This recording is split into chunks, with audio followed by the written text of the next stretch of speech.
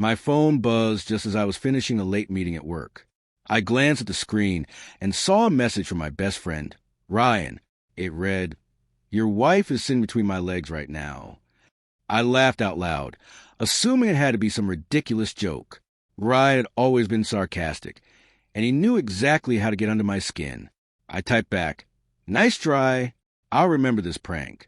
Before I could put my phone away, another notification appeared. This time it wasn't a text. It was a photo. My smile disappeared instantly as my entire world seemed to stop. The picture showed my wife, Emma, sitting closely between Ryan's legs on what looked like a backyard patio during a party I hadn't attended. She wasn't looking at the camera, but she was smiling in a way I hadn't seen in months. Ryan's hands weren't visible, yet the angle made the image feel far more intimate than I wanted to believe. My stomach tightened. I zoomed in again and again, hoping I had misunderstood what I was seeing. I called Emma immediately, but she declined the call within seconds. Then her phone was switched off completely. I left work without saying a word to anyone. Every traffic light felt like an eternity as my mind replayed every strange moment from the past year. Emma had become distant, claiming she was overwhelmed with work. Ryan had also canceled several plans with me, always giving excuses that sounded believable at the time. Looking back, the pieces suddenly seemed to fit together in the worst possible way. I wanted to believe there had to be another explanation, but the silence from both of them was louder than any confession. When I reached Ryan's house, the backyard was almost empty. Disposable cups and paper plates were scattered across the lawn, proof that a gathering had just ended. Ryan opened the door with a surprised expression, as though he hadn't expected me to come. "Relax," he said calmly. "You're making this bigger than it is."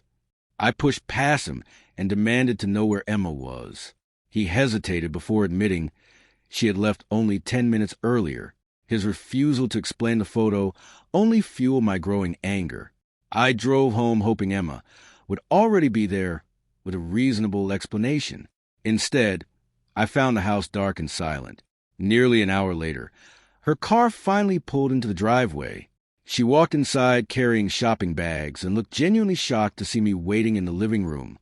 Before she could say a word, I showed her the photo. The color drained from her face. She didn't deny being there. Instead, she quietly asked, "Who sent you that?" The question hit harder than any apology could have. She insisted the picture didn't show the whole story. According to her, the party had become crowded. Someone had jokingly pulled over an extra chair, and Ryan had snapped the picture at the perfect angle to make it look inappropriate.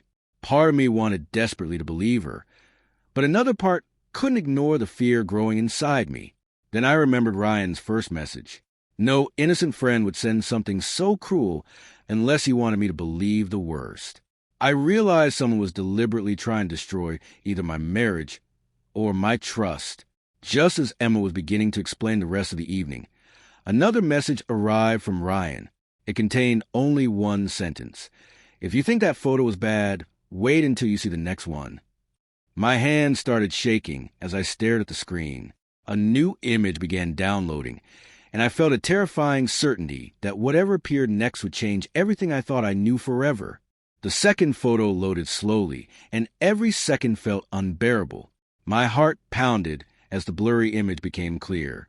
Emma and Ryan were standing close together near the backyard fence, but this time there was something else in the frame. A third person holding a camera and laughing. At first glance, it looked even worse than the first picture. Then I noticed the timestamp. It had been edited. The digital numbers were slightly misaligned, something I recognized because I worked in graphic design. My anger gave way to confusion. If Ryan had altered one part of the image, what else had he changed? I confronted Emma again, demanding the complete truth. Instead of arguing, she opened her phone and handed it to me.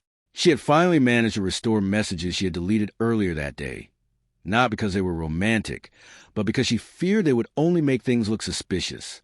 The conversation showed Ryan repeatedly asking her to help organize a surprise anniversary party for me.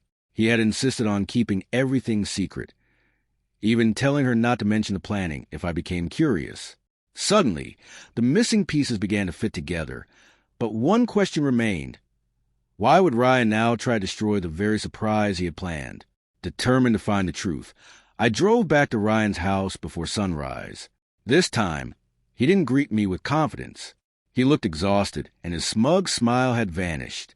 When I demanded an explanation, he finally admitted that the anniversary party had been real. But somewhere along the way, he had developed feelings for Emma. She had rejected him immediately and warned him that their friendship would end if he ever crossed another line. Humiliated by the rejection, he decided that if he couldn't have her, he would make sure neither of us would be happy. His confession felt like a knife to the chest. Ryan admitted he had carefully staged the first photo, cropped people out of frame, and edited the second image to make it appear more intimate. He even sent the cruel text knowing my imagination would do the rest. His goal wasn't to prove an affair. It was to convince me there had been one. He wanted me to confront Emma in anger, hoping our marriage would collapse before either of us had time to uncover the truth. Years of friendship had been nothing more than a disguise for jealousy and resentment. Back at home, I apologized to Emma for allowing doubt to overpower trust. She admitted she had made mistakes too. Keeping the surprise secret, deleting messages, and avoiding my calls had unintentionally made everything appear worse. We spent hours talking honestly, something we hadn't done in months. For the first time in a long while, we weren't blaming each other. We were listening.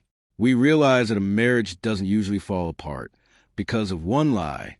It weakens when silence replaces communication and assumptions replace truth. A week later, Ryan was no longer part of our lives. Mutual friends learned what he'd done after he confessed in writing, and many quietly distanced themselves from him. The anniversary party never happened, but strangely, we didn't need it anymore. Losing my best friend hurt more than I expected. Yet saving my marriage mattered far more. Looking back, I realized the most dangerous betrayals aren't always the ones you witness with your own eyes. They're the ones someone carefully manufactures to make you stop trusting the person who has stood beside you all along. That single text message almost destroyed my marriage forever, but in the end, the truth exposed the real traitor.